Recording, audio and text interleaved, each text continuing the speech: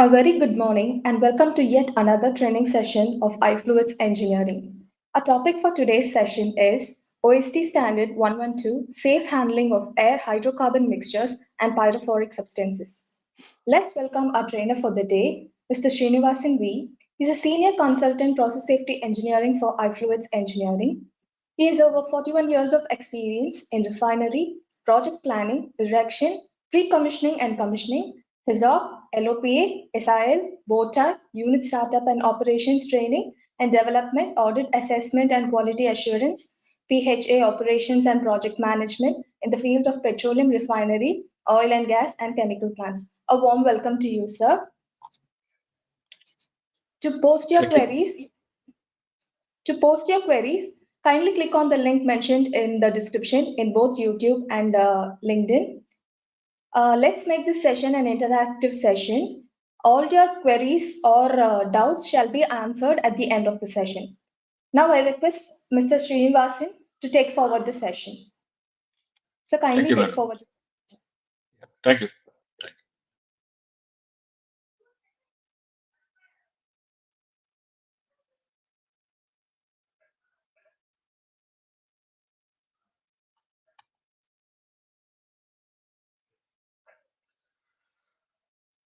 Good morning to all the participants. There's another session we are starting today on the OISD standard 112.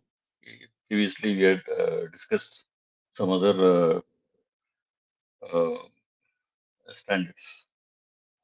This particular one is regarding safe handling of air hydrocarbon mixtures and pyrophoric substances in the refinery, the chemical plants, and petrochemical plants. So, so what are the hazards involved in that? About that, this OASD standard clearly spells out. This standard is not only for the refinery, the terminals also sometimes you get into problem, and tankers which carry uh, hydrocarbon substances, they may also get into problem because they carry LPG and kerosene and diesel, lighter stuff, and even sometimes propane also. Propane. So these are all the more applicable for those type of applications or places.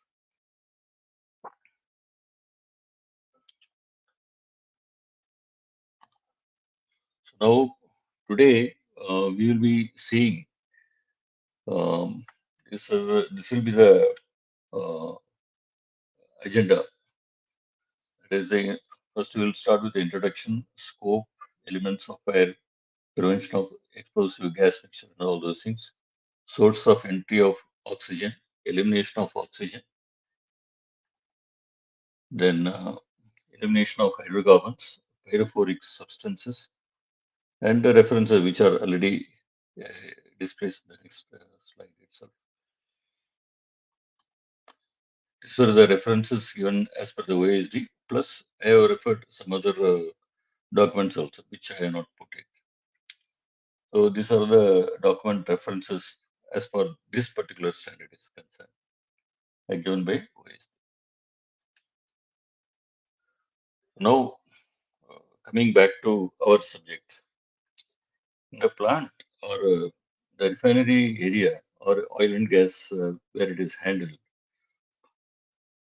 most of the accidents happen in different ways. That is, when it's the picture clearly shows the breakup, as the leakage and spillage 29%, housekeeping 8%, like that, and hydrogenates 9%, electrical related accidents are 28%, like that.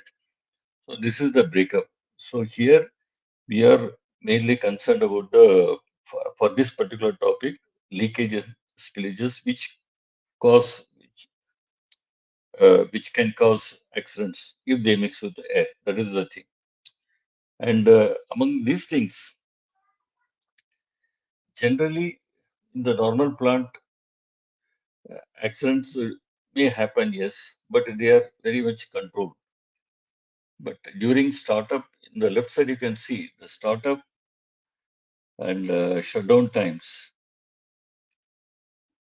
They are more, they become uncontrolled because more people will be working and people will be stressed and many activities will be going on simultaneously like that. So chance of accidents are quite high in this, and especially during startup, operation people can make mistakes because that is the time they have to start entering the or remain in the equipment. And when they introduce the hydrocarbon, it can create big problem. So this is the issue. So now, what are the cause and effect of accidents? One is the man-made, machine-made, or machine-related, and material-related. Similarly, method, related, measurement, and Mother Nature. Mother Nature, we don't have much control. We can only restrict. But all the other things put together, we have definitely we can have full control and avoid accidents. So in that man-made, blind to consequence, overconfidence, all these things, human factors, everything is there. So only machine-related, worn out over time, or not over time. That is, the machine is kept running, and if there is no preventive maintenance or periodic checks, it can create problem like that. And alignment is off, process change, upset, all these things. These are all part of the machine. And material and defective material or poor MTTF or wrong chemicals, these are all coming under material. So they are due to that. And method, here actually this problem, our problem comes. Water or air ingress. So air ingress is the one which we will be talking today. All the other things can be discussed at a later as well, some other context. So process safeguards error, right? Code not used, SOP, SMP inadequate, then faulty reading, missing data, process change not captured, all these things. These are all coming under measurement. So the air ingress to the system is the one which we'll be focusing on. So accidents can happen in all these fashions, but we are today for this particular topic, it is about air ingress or air hydrocarbon mixture. That's it. So for every accident, there is it has got a cause behind. So we should try to eliminate. That is the whole idea.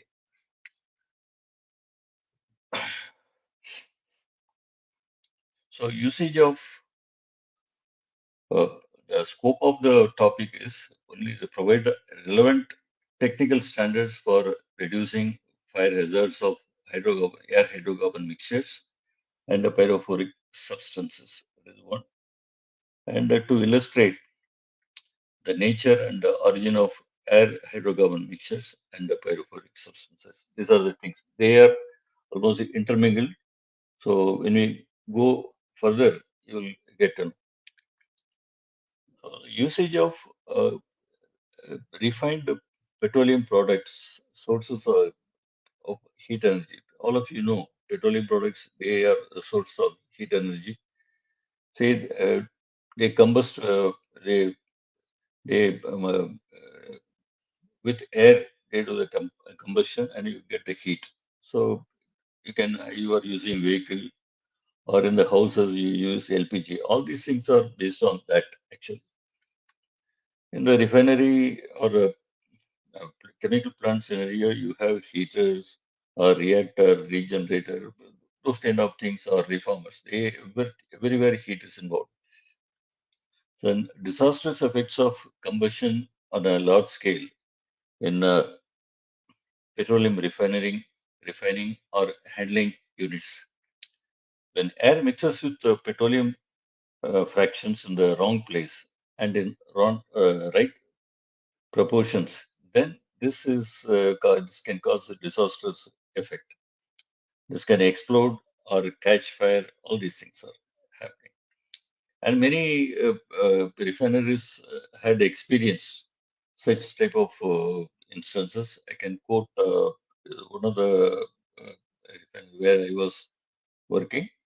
And the LPG sphere was taken out for maintenance, and it was not fully decontaminated or removed hydrocarbon. It had in the process the isolation valve was there. Beyond that, the replacement of pipeline was envisaged. So during this work permit issue, that welder or cutter, he cut the wrong side. So it caused a big implosion or internal explosion inside the LPG sphere.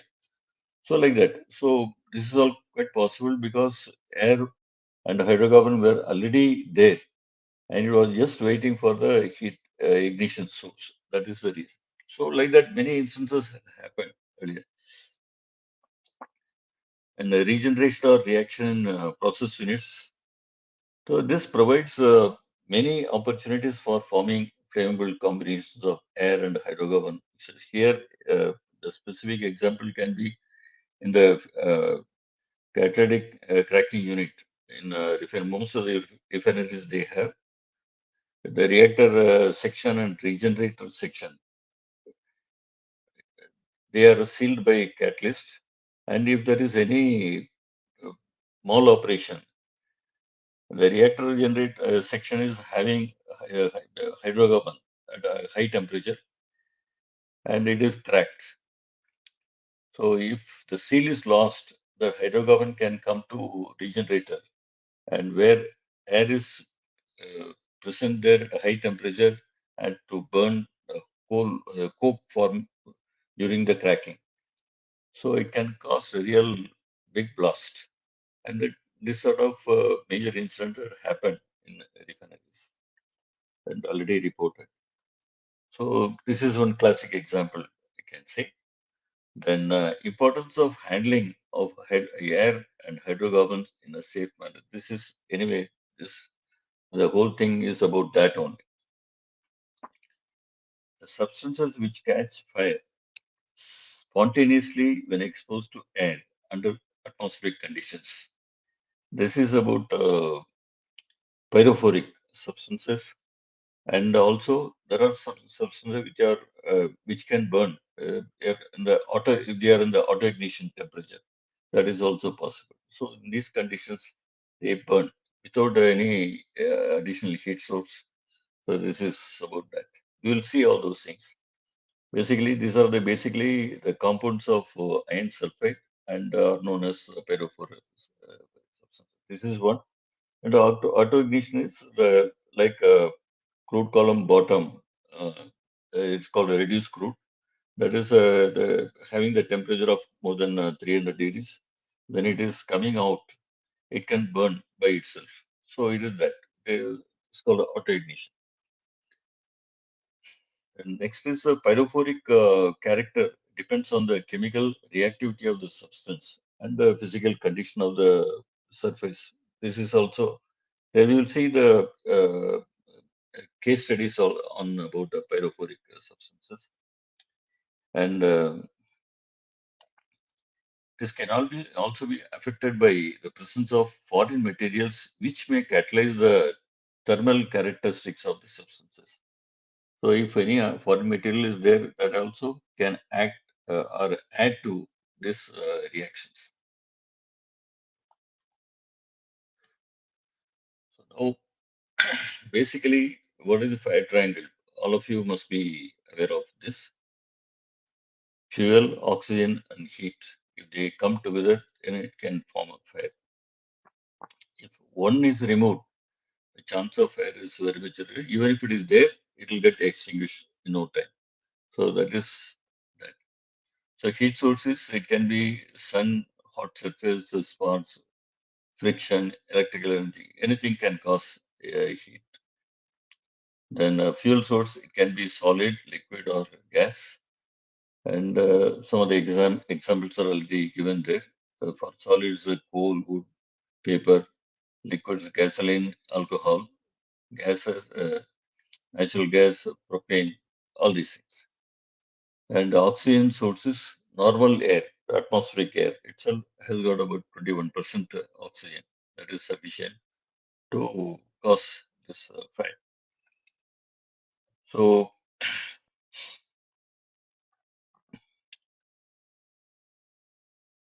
so now once the fire is started, ignition is first thing, then it has to get propagated. So that is happening due to wind or terrain, or if the area is dry or like a dry grass, that can further aggravate the situation or availability of more fuel, like that.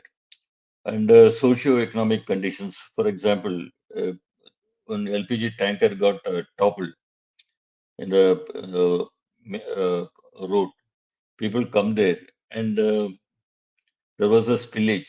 In that case, if someone is smoking or lighting a this one cigarette, then that is sufficient. So it gets propagated. So and wind also, if there is there, then it will further aggravate. So these are the reasons due to which it can happen.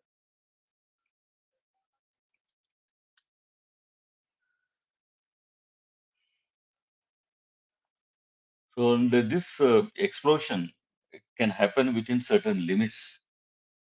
What is the lower explosive limit?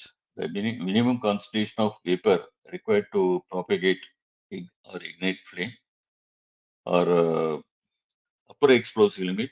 Above that, it cannot happen. So basically, the hydrocarbon and air present in the right proportion means that the concentration of hydrocarbon in air is between the explosive limit. Then only this is possible.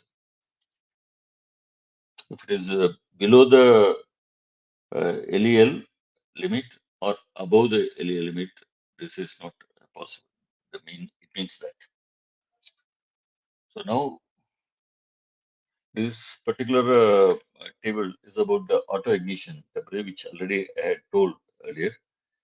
Auto ignition point is, it is the lowest temperature at which the material will ignite by itself in contact with the oxygen or air without without any source of ignition. You don't need a special additional heat. The contact of oxygen or air to these materials available at and above their auto ignition temperature should be eliminated.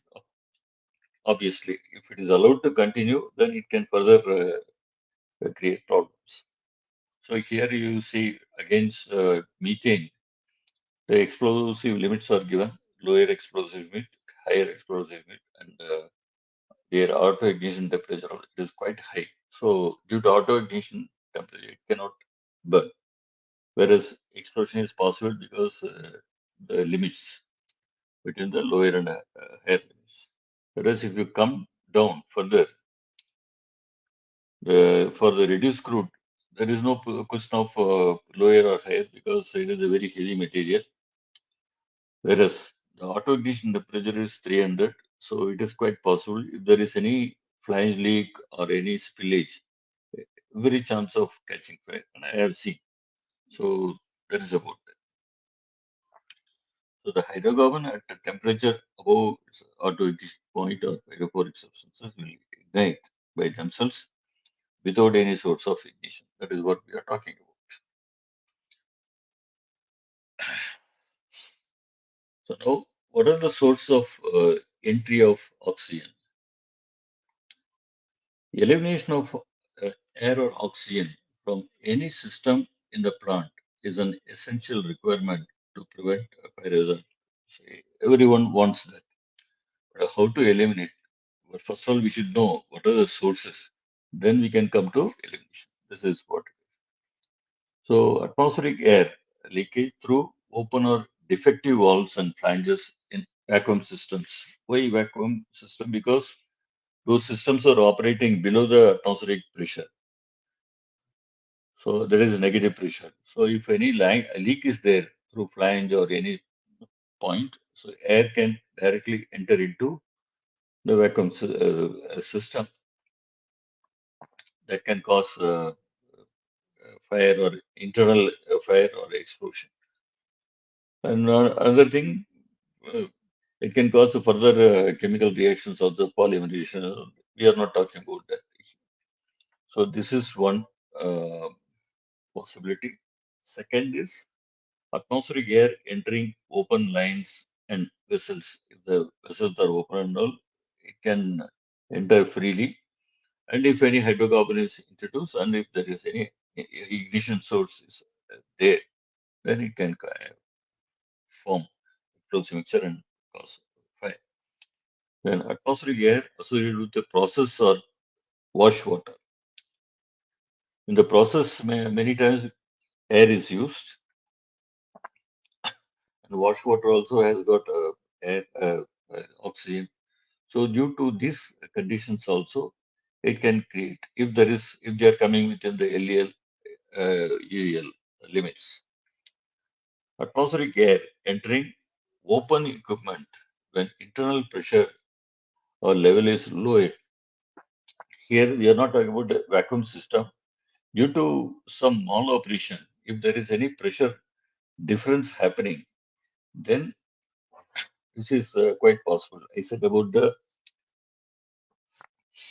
uh, catalytic cracking. This is one of the examples we can take it, not uh, where it is possible.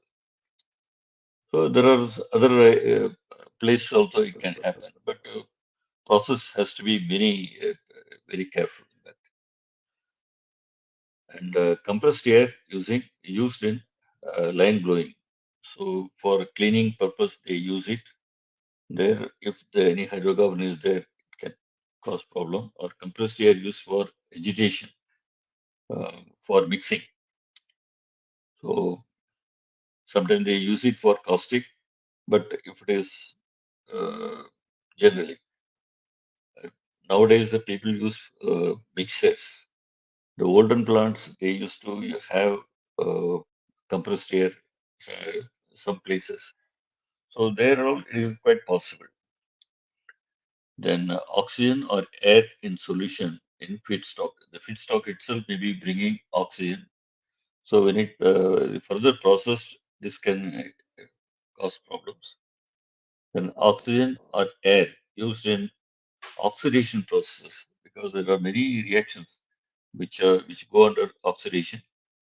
So there it is also possible because they are very violent in nature. Here we should remember.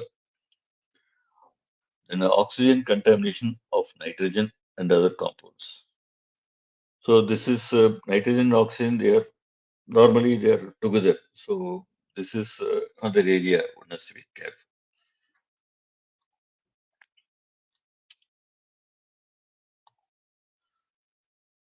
So now how to prevent, especially during the startup. Before startup, like for example, unit had gone for a full shutdown and they have to start. So they just cannot start. There are set procedures or SOP or standard operating procedures are involved. And the normal steps are unit box up. If the plant is very big, they box up the system. As soon as the maintenance job is over, they box up and rigorously they check system by system and they go even check they check even the each flange each bolt also for tightness, whether it is boxed up in the right condition. That for example, if, in the case of flange, whether the flange is of a right size, right material, that is MOC, and the right gasket is installed, or no double gasket or old gasket is allowed. Then bolts, they are of correct MOC, material of construction, and correct size of bolts, and whether they are tight, and the gasket also of the correct rating. There are so many things to be checked. So each and every point has to be checked and they have to identify. These are all checked. So this is the box up stage. So this is a very rigorous check. This can once it is done, you can easily assume that 90% you can be sure. Yes. Then a tightness check because the flanges have to be really tightly fit. If any slight gap is there, it can create a uh, air entry or oxygen entry into the system. So the test is done. So this is as if for a large plants, system by system, it can be checked, and finally they go for the total check. So that is to avoid confusions. Then comes purging. You have to remove the air from the system. So to remove the oxygen. This is either called purging or evacuation before introducing hydrocarbon. Purge all the air in the system with inert gas. So you can do it with the inert gas. That is inert gas. Normally, nitrogen is used, or steam also can be used, or if some specific cases, water also can be used by filling from bottom to top so that all the air goes out. But if each and every item has got pros and cons, which we'll see in the next slide.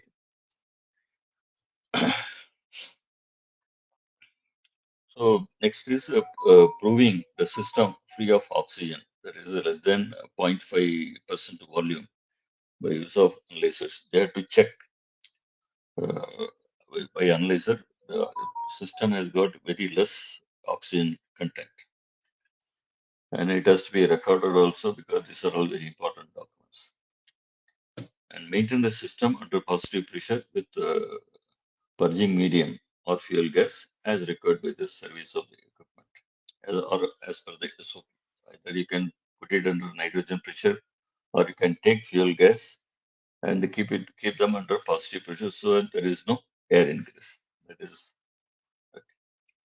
so inert gas. Generally, inert gases used for purging operations contain more than maximum allowable oxygen content. Nitrogen, for example, they got uh, so it has to be checked before introduction. So this is what he is meaning. Then carry out periodical analysis of the inert gas. Ensure that a system being purged with inert gas is within the tolerable limits of oxygen. This is the first point itself. And for vacuum systems, the systems working under vacuum systems can pull air through leaky flanges, pump glands, seals, left open vents, and drains, etc. And the vacuum system shall be tested and checked thoroughly for leaks and tightness before startup and periodically during the operation. And sample point of the exhaust gases from the ejector system shall be analyzed periodically for oxygen content because they are from there you can take the sample. That's why. So now I was talking about tightness test. So now purging in the system with the inert gas or steam, then the system has to be pressure tested. That is a leak test. So they, depending on the requirement, either they can do it with the nitrogen or steam or even sometimes air also in the first preliminary stages, not always. So they raise the pressure gradually and see and go through entire plant wherever nook and corner and see any flange is leaking. And this pressure has to be raised very gradually, otherwise it can create the thermal shocks. So once, and if any leak is there, they keep attending it. So finally, they come to the required pressure as per the requirement, and they hold it.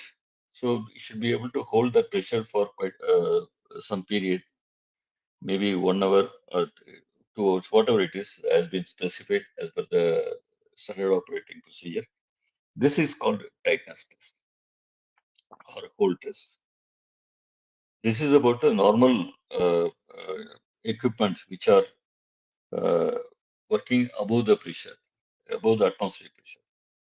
Whereas in the case of vacuum system, uh, this has to be further checked because you check whether the tightness test or hole test is applicable. This one sounds good for vacuum also. So that is why after the tightness test, they pull vacuum to the required zone gradually and they hold it. So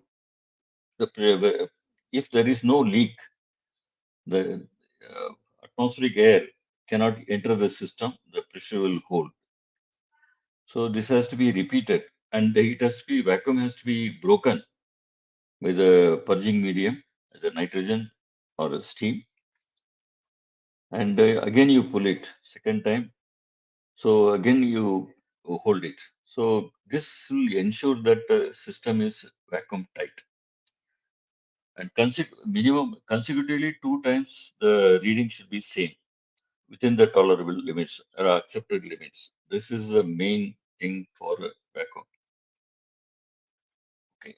So this is how the tests are done to prevent oxygen or air entry into the system in the plants. And for flare header again, flare header shall always be maintained at a minimum positive pressure. Even during the startup, starting the commissioning the flare header is one of the first activities because flare has to be available before starting. If the flare header is taken for maintenance, then that also has to be checked and air freed and hydrocarbon has to go and they have to light the flare. So there are set of procedures involved. It's a very long operation. So the gases entering the flare header shall not contain oxygen because again they can form air hydrocarbon mixture.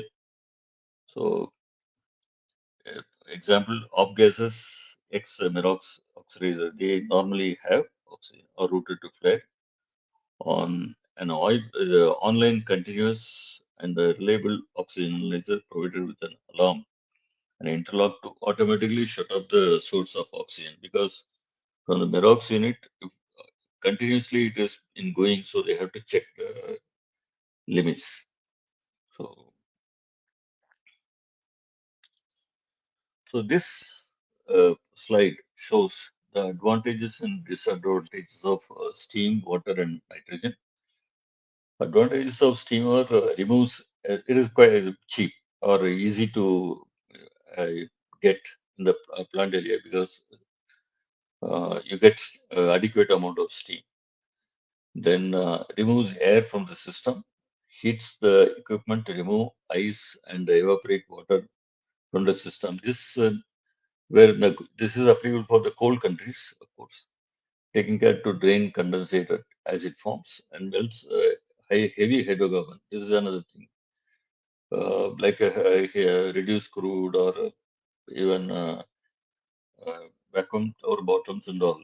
They can get melted by steam. That is one and dislodges unplugged drains and vents. So this is another advantage. But the disadvantages are steam being at a high temperature, it can cause thermal shock, mechanical shock, over pressurizing of steam turbine casings, introducing water because steam initially tries to condense and it can form condensate at the lowest elevations and it can create big hazard because if it can cause two-phase uh, flow and it can a lot of hammering can happen and sometimes it can break the line or wall and other things. So a lot of care has to be taken if anyone is using steam and steam condensate buildup. That's what it says.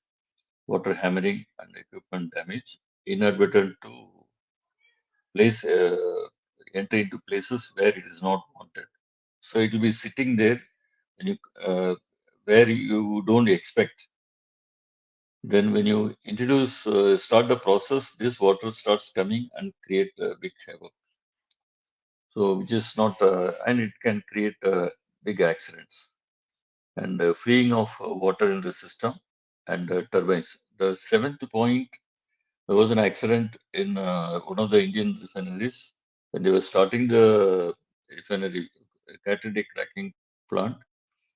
Water was in the system, and when they started, the water went into the circulation was on, and it created big pressure buildup, and some casualties also were there, and the plant was shut down for many days. So this is all possible. And steam, as such, because it is at a high temperature, it can cause burns. So another important thing is in the cold countries, it can freeze. The condensate if it is formed, it can freeze, and due to the freezing, the lines or walls, the bodies can crack. This is another problem. Irrespective of that, steam is used because of the advantages told. And about the water, removes the water from the system, but it has got a lot of limitations.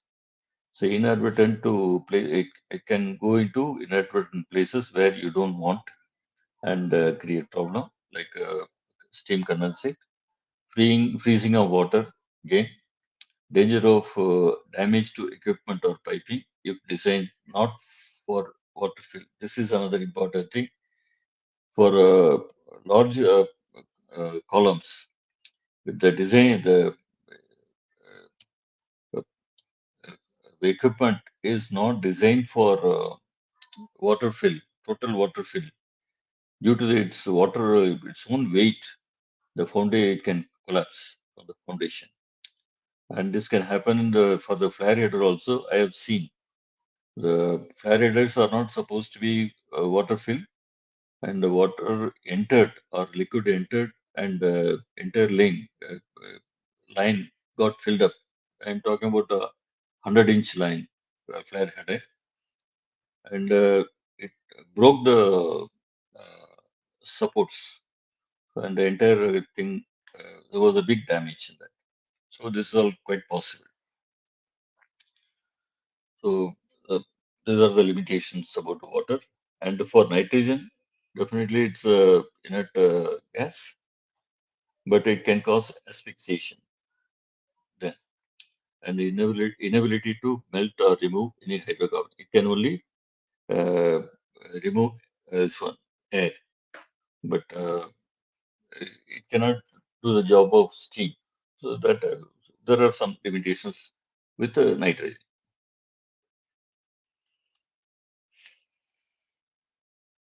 Then, as I said, it is air removal is not only air hydrocarbon mixture problem is not only limited to units. LPG tankers and tank trucks and all, they also can have problem. Even propane tanks, everything. They carry the material to the for the different distribution places to terminals and other places. So there also it is equally important. So ensure that at times the tank trucks or wagons used for transporting LPG are taken out of service temporarily. So it has to be checked for maintenance or alternate service. If it is for alternate service, you have to be more careful on that. Again, because it has to uh, satisfy those conditions for the particular material. Then ensure that the containers are purged to lower the oxygen content below 0.5% volume before taking them back on LPG service. Again, you have to check the time sample and other things. So, and before loading, check the oxygen content in tank lorries and wagons at all LPG tank lorry wagon loading locations. Is especially after maintenance work has been carried out on the tank lorry or tank wagon, or when the pressure gauge on the tank lorry or tank wagon reads less than 1 atmospheric absolute. So that means it is in the very, very low pressure. So definitely this has to be checked. If oxygen content is greater than 0.5% volume, then evacuate the tank lorry of wagon and flush them with inert gas and went out to atmosphere at a safe location until the oxygen content is coming below 0.5%. And water should be used for displacing air from the tank lorries or wagons. They can be done, but as I said, water has got its own limitations, so it can cause further corrosion problems also. So that has to be kept in mind. And for LPG cylinders, evacuate the cylinders to an absolute pressure of 0.2 kg before filling with LPG. That is one important thing. Then nitrogen or inert gas should be used to purge oxygen from cylinders before filling with LPG alternative. These are the two things can be done for this for LPG or repaired cylinders. So the elimination of hydrocarbons during unit shutdown, that is furnace lighting and leaks and spills.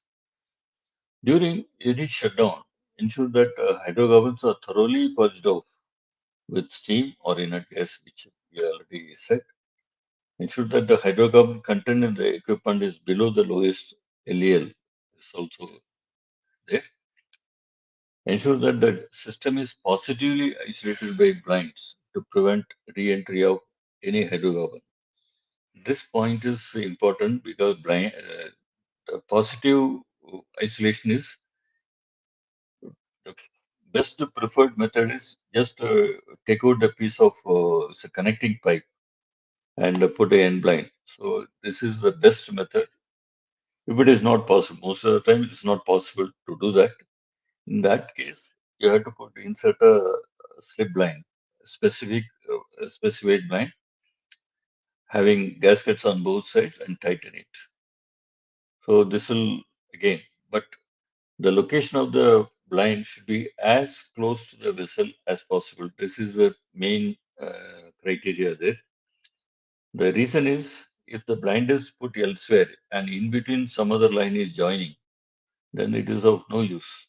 That is why the specification main criteria is the blind should be put as close to the vessel or equipment as possible. That is what it is. And you can have double block on all this. This is all okay, but not very safe as such. And blinds also have to be specific. The means it correct rating, correct MOC, and all these things. Otherwise, if you put a plate, many places they do it. But what happens if the one system is under pressure?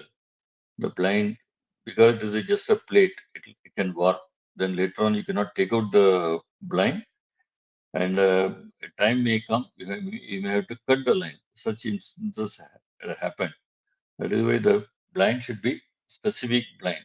The rating and MOC and all these things are involved there, and size also. Then furnace lighting. Many accidents happen during the furnace lighting process because that is the time actually you are introducing your burning that some burning takes place inside the furnace at the controlled conditions.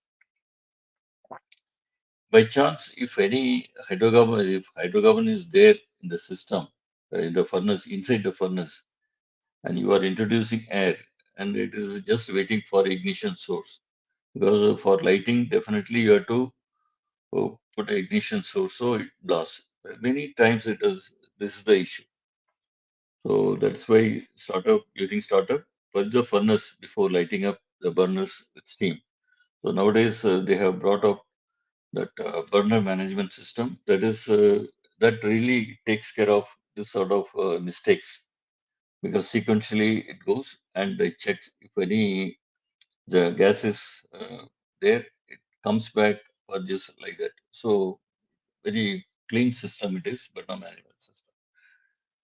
Then it removes any hydrocarbon vapors and gases and ensure hydrocarbon content in the furnace is below the lowest LEL of the hydrocarbon, because you have to again take the sample from inside the heater and check, or heater or furnace, whatever it is. This is applicable to reformers also. They are also heaters, and the same thing for boilers also. They are all the same category. Then leaks and spills. Arrest the leak from drains and vents in case of light hydrocarbons. Because don't allow that leak to happen, because a small leak can lead to big leak, and if any hot work is involved, it can create fire, cause fire, and prevent hydrocarbon vapor cloud formation. This is another thing. So the activity should be such that there is no vapor cloud formation. This is possible when you are operating vacuum truck operation, because it can suck the underground material, and it can throw gas around. So this is quite possible. So one has to be very careful this, and provide drains and vents of equipment on light hydrocarbon service with double block walls and capping and blinds. And one wall with the capping and end blind shall be provided only on those which are operated during turnaround. This is only for turnaround activities. Otherwise, double block wall is required.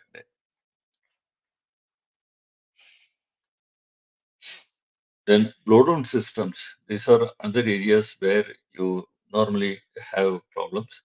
The drains of closed equipment, that is pumps, heat exchangers, etc., handling light distillates in the range of uh, 140 degrees shall be routed through a closed blowdown system to prevent formation of explosive mixtures. Normally, uh, they are closed blowdown system means the hydrocarbon is not allowed to come to atmosphere directly. It will be directed to some underground drum, or above ground also is possible. And there hydrocarbon is collected and liquid will be pumped back as a slop tank to slop tank, and gas whatever is coming, it will be going to flare. So it is quite safe from that aspect. So this is what it is.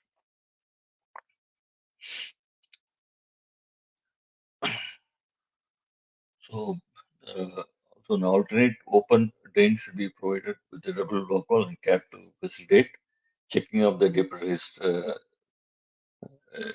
nature if of the equipment.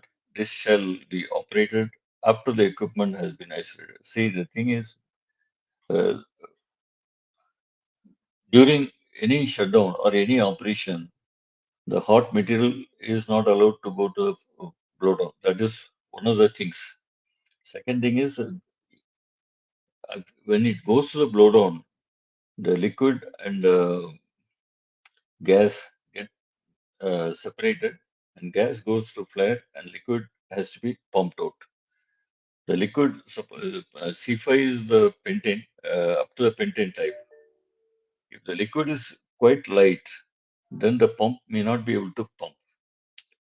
So, because it won't have the proper net positive suction head, so it has to be cooled. So there are cooling coils also provided in the blowdown systems. They cool it and bring it below the temperature and pump out. So this is how it is. This is reasonably a safe system, but if air is entering, then there is a problem, because it the flare header, the blowdown header also can have pyrophoric substances, so they can cause problems. So here, that's why this point has come blowdown system. The open system, anyway, it is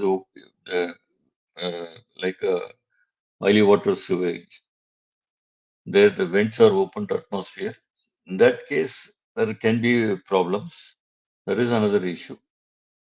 But the Broden system is a closed system. That normally, if it is handled properly, you don't get much of an issue there. Then next point is air blowing of hydrocarbon lines, because consciously you air blow hydrocarbons. This involves uh, this is for process requirement you do. This involves the contact of air with the hydrocarbons in a closed system, high pressure under high pressure, which increase the pressure, the flammability range, and lowers the auto ignition temperature may be developed in this operation. This is just like internal combustion. In the diesel engine, what happens? When the this one cylinder is compressing, heat is generated, and the hydrocarbon is there, air is there, so it ignites. But that is at a very controlled condition. Here, what we are talking about is uncontrolled, so it can cause big fire or explosion. This is the major difference. So the air blowing of a system containing hydrocarbon may result in an internal combustion. That is what I was telling, leading to occurrence of explosion. Because during compression, temperature gets increases. That is a physical phenomenon. And conditions to prevent such possibilities during air blowing of hydrocarbon lines. One is pipelines on mobile service.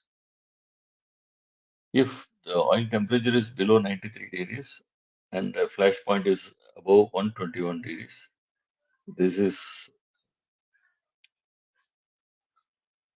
this is one condition. Second is pipelines on reduced crude and heavy oil service. Oil temperatures does not exceed 93 degrees. You can okay, this is all right. And pipelines on asphalt service. If asphalt temperature does not exceed 204 degrees, air blowing of pipelines leading to closed vessels or shall not be done. Here, for asphalt service, the asphalt towers they introduce air for air blowing, so increase to improve the quality of asphalt. This is what it is. So there are other places also you use oxygen. That is, I think it is coming in the next treating units. Yes. In the case of precautions in the process using air, as I said, fluidized catalytic cracking is one of the classic examples, and bitumen blowing.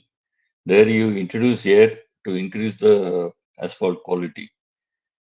So that is one area. Irrespective of that, oxygen should not be more than 0.5%. That is the criteria there. Then adequate safeguards should be provided to ensure that there is no undesirable runaway reactions, explosions, and other unsafe conditions. This is why this is given because again, FCC is one of the examples. The other one is steam air decoking. Nowadays, refineries they go for pigging. The olden days, to burn the coke formation uh, inside the furnace coils, they used to uh, adopt the method that is steam air decoking. The steam will be pushed, then uh, during spalling, burning, and cooling, there are three stages in that. And after that spalling, they used to introduce air at a higher one, with the burner on inside the heater. So the air inside the coil will burn the coke and come out. So they used to monitor the carbon dioxide coming out always and check. again the two consecutive results should be same. So this was the method. But here what happens if the air quantity was mismatched, then it can cause internal runaway reactions. And many refineries, they burnt the furnace coils in the process. So this is one big problem there. Then each process has a specific requirement and must be reviewed while integrating with the rest of the plant. This is the uh, process or design aspect. When you are integrating, these aspects should be checked. In treating plant, where hydrocarbons like LPG, gasoline, and kerosene are treated catalytically in the presence of air, it is usually possible to operate with only that amount of air which will remain dissolved in the liquid. Very small quantity of air is introduced, but irrespective of that, consciously you are introducing oxygen into the system. That is the point here. So ultimately, as was told earlier, this gases land in flare. So the flare gets the oxygen. The protective measures in such operations shall include a careful tie-in between hydrocarbon feed and oxygen supply rate to prevent formation of explosive mixture. Then proper design of the physical arrangement of vessel and piping to eliminate pockets where vapor can accumulate. The contour of the pipe has to be in such a way that this does not happen. This is partly a system dead like this, yeah, or it can form pockets of vapor. So that also can create problems. So as he said earlier, the there are several areas: FCC reformers, heaters, or furnaces, boilers, treating units, and steam air cooking. These are all areas where you can expect processes using air.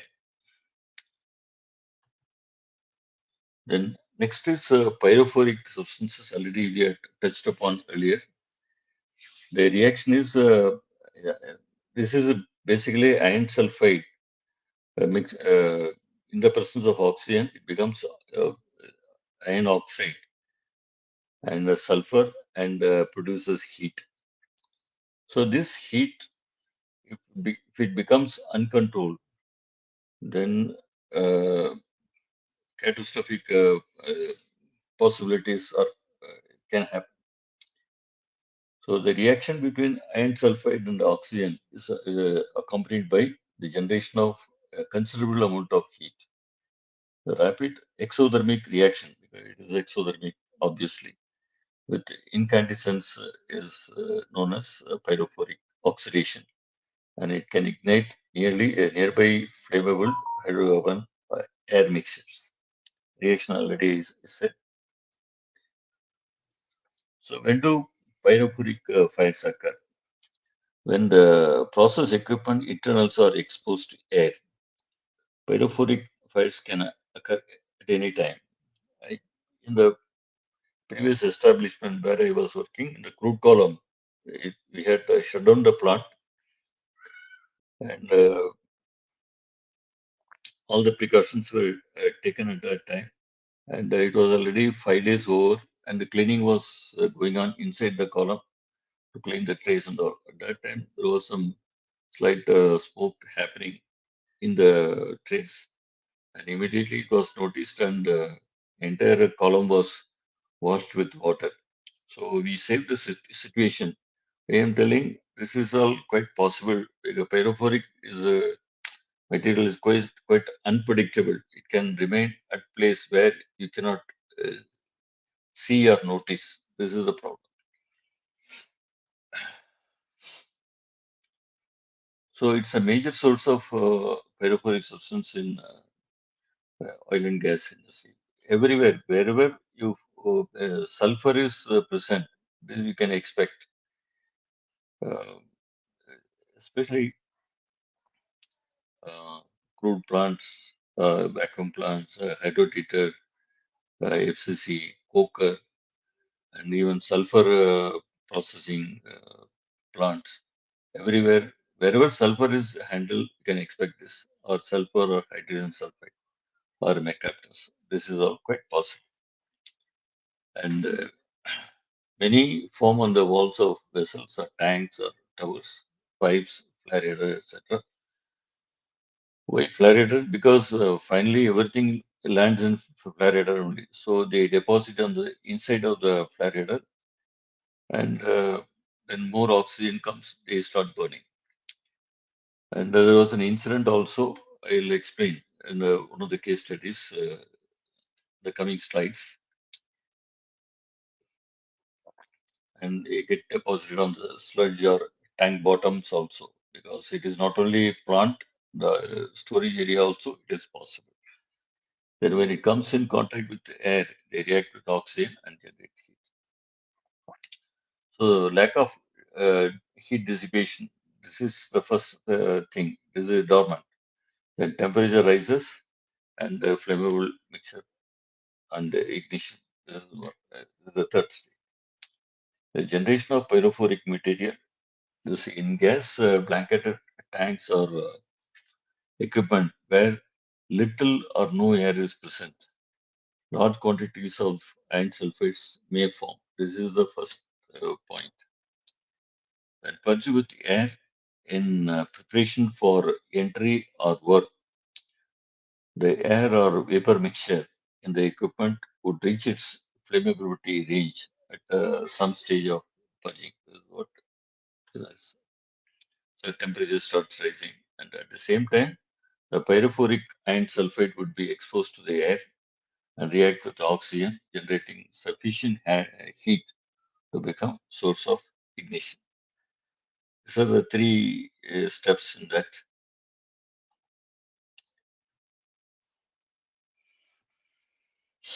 So how to prevent or avoid? One is first is purging, purge the process lines, the other line equipment, column, pumps, and other things with inert gas or steam. That is to get rid of this, but still the deposits will be there. So to overcome that problem, you do the wetting, you do water wash, water sprays or water wash, so that in the process, if it is wet, the pyrophoric material will not harm. If it is dry and when it is exposed, then only the problem comes. And third point is you can spray diluted potassium permanganate solution. It oxidizes and diffuses the pyrophoric ion effect, and it is a very good system. But only the problem is it has got a manganese, and so there are some concerns. Otherwise, it's a reliable one. But this has to be done very judiciously, the last stages, to avoid any final attempt. Because normally what happens, large units nowadays go for chemical decontamination. So because it is very easy to do that rather than independently start doing steaming and other things. So they do the decontamination of the entire plant by putting chemical, wash it, and throw it. Then they wash it again with water. Finally, they wash it with the potassium permanganate. Then the unit becomes clean for doing the job. This saves a lot of time and money, and unwanted, unsafe this one accidents. They are eliminated by this, and it is more predominant in the nowadays in the refineries. They find it easy to handle this. So the pyrophoric scales and dust particles containing iron sulfate shall be kept isolated. This is another thing. After collecting the material from the column and the trays and other things, it should not be left. It should not be thrown, because again, when it becomes dry, it can catch fire. So they have to be collected and sent to safe place because any refinery will have that nominated place for a pyrophoric material. It has to be sent there with the proper tagging and other things and sealed container. That is what it, so that fire accidents in the refinery can be or avoided. So the recommended practices are purging of combustible vapor and the removal of pyrophoric deposits from tanks and towers. They purge the unit with the saturated steam. This is for the tanks actually and the towers. Okay. Purges unit with saturated steam to wet the interior surface. Install high capacity flame proof air mover at the top manhole and a large fog nozzle at the neck of the side manhole. Burn the air mover with the unit for grounding to avoid electrical shock. Then turn on the fog nozzle without delay. Immediately turn on the air mover. Continue the fog nozzle without interruption until the tank is free of air. He has given the steps one by one. So each one is very important. So this can prevent pyrophoric material related incidents. This is basically that. When the hydrocarbon content is reduced below the LEL, then fog nozzle should be isolated and all those scales shall be knocked down with the high pressure water jets. Air mover should be stopped after all the scales have been removed. So these are the different steps he has given. Now there are some few case studies.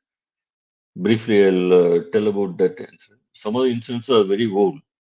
So nowadays, all the refineries have taken more stringent steps on safety, process safety as well as normal safety. So such incidents are less now. But however, it's better to learn so that inadvertently the accidents do not happen. That's the point. So the first is air eliminatory internal explosion. It happened in 1968. Fuel oil, air eliminator, and the filter were being brought back into service. Both the vessels were full of air. As fuel oil was introduced, air was compressed because it was pushing air. So pressure increased. Due to the pressure increase, temperature increase obviously, and there was an internal explosion. So that is what it is. The incident also is shown there. Second one was internal explosion in a chemical plant. There was internal explosion in suction and discharge of recycled gas compressor on cyclohexanol plant. Compressor started with the air in the system. It should not have been done. I don't know what was the problem. So they paid a heavy price for that, and there were 4 fatalities in the bargain. So this particular thing is about the pyrophoric related incidents, and this is a column, very tall tower. The column was completely destroyed by a pyrophoric fire. The fire happened during the replacement of the carbon steel structured packing because the columns can have trays or structured packing. Structured packing are sometimes preferred because of some advantages, but there are disadvantages also because decontamination is not that easy. So in this case, they had used the carbon steel structured packing, which involved cutting out the old column internals and removing each bed of packing. So, but due to the presence of air, it caught fire and it became uncontrollable. Finally, the column collapsed. You can see the photo. So the second one is the plant was in early stages of startup after plant 6-day maintenance shutdown. The fire started in the evaporator drum because it had pyrophoric material. and drum was randomly packed with the thin titanium rings to ensure the vaporization of droplets before they reach the downstream vessels where they may cause corrosion. It is believed that the warm air introduced during the startup and the presence of iron oxides and the hydrocarbons helped to start the fire in the highly reactive metallurgy of the rings. So you can see the air ingress of air or introduction of air caused this problem. Then this is again pyrophoric fire inside the slop tank. So tanks can be in the tank farm area on the refinery or terminals also. But in the terminals, the chances are very less because they get more or less clean liquids. So it's not a, that's why this sort of chances are more in the refinery areas or process areas. So an open top floating roof deck on a stop oil tank sunk after a heavy rain and blocked internal drain. After the oil was pumped out, the tank cleaning commenced. A fire occurred in the rim seal because the tanks have seal system, the rim seal, the top to prevent air entry. That failed, and probably there was a pyrophoric material, and when the air entered, it caused fire on the tank. And then another incident was a naphtha tank was a empty road for maintenance and left unattended for several weeks. This is another thing. Once the equipment is uh, gone for maintenance, one should not assume that equipment is uh, free of anything. Accidents won't happen. It is, because accident can happen. In this case also, it was emptied for maintenance and left unattended for several weeks due to some reasons. Maintenance was not going on. People might have even forgotten. One day, flames and smoke were observed coming from the tank. Upon investigation, it was found that the pyrophoric scale had ignited, leading to combustion of residual naphtha in the tank. So this point is important here. Then next thing you can see the photograph, three vertical drums long. Uh, it happened due to uh, detonation of oxygen and propane. So it can cause this sort of very severe accidents. Actually, the left side you can see the diagram. The, the venting has to be from the topmost section, and draining has to be from the bottommost section. Then it can be more effective. So it will ensure no pockets. That's why it is given. Then another thing is the slop oil tank catalytic cracker unit exploded and fire followed. Roof of the tank was blown off. The fire was extinguished after 40 minutes. The critical factor was that nitrogen blanketing was not done, was not being in service. Or the, for this vessel, nitrogen blanketing was not there. So this caused this sort of fire. Then there was another incident. This is with related relation to a flare. This particular unit was under shutdown, and as per the shutdown, the safety valves had to be removed to shop for calibration uh, and checking. So permit was issued, and they had removed, but unfortunately, So for removing this one, the downstream of the wall also had to be blocked. Then only the safety valve can be removed, because that after the downstream valve, the line was connected to the flare header. So this valve was not closing at all, and irrespective of that, the contractor removed the safety valve, and due to that, air entered into the flare header, and the flare header pressure went down, and people were not knowing what to do. Then after a lot of investigation, they found that this valve was removed, and they had to correct the situation. It was a very precarious situation, because flare headers normally operate in the range of zero point 0.3 pound for the water column. So that very less low pressure, just above the atmospheric pressure. In that condition, anything can happen. Luckily, they caught the situation in the right time, because they injected a lot of nitrogen and other things. So they protected the flare. Otherwise, anything was possible on that day. The point is, if the flare header catches fire, the entire refinery had to be shut down. There was no other option, because it's a global network.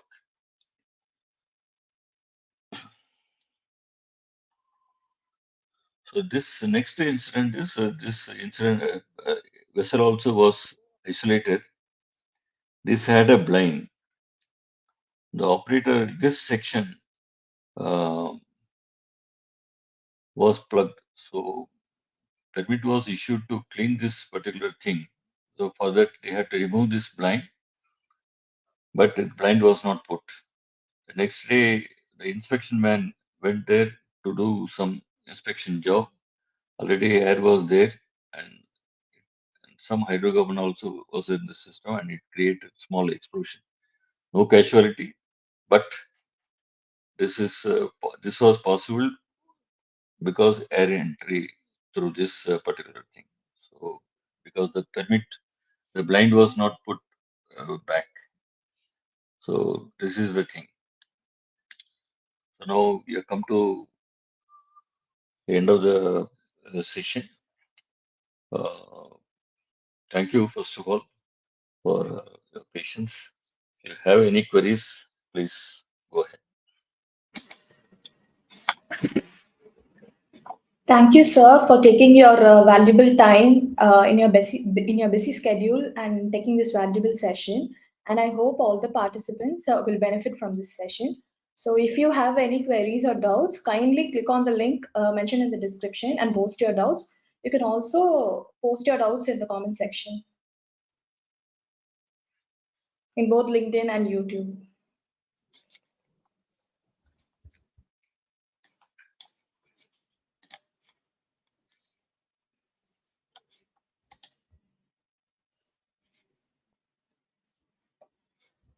In the meantime, kindly register for your assessments, which will be conducted on Monday. Um, the participants who have cleared the assessment will be awarded with the certificates, and the material for the assessment will be shared in our training WhatsApp group. So you can also join there. So if you have any doubts, kindly post your doubts.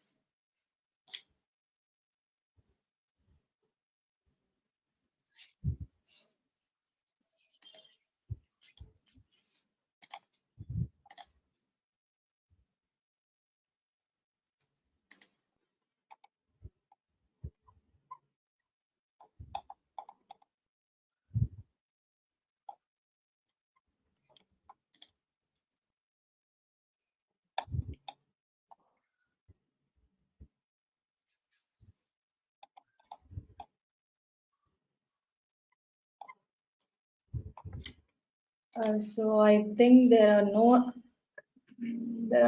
any questions. So I think with this we can wind up the session. Um, Sir, can we wind up the session? Yeah, yeah. If any queries are there, yes. Otherwise, we can wind up. Sure. No questions as of now, sir. Okay. But how many participants, by the way? In LinkedIn, we had around 52 participants. Okay. So Okay. thank you Good. once again, sir, Yeah. for Thank you. taking this valuable session. Thank So you. we'll wind up the session. Thank you so Yes. much. Yeah. Thank you. Thank you, sir.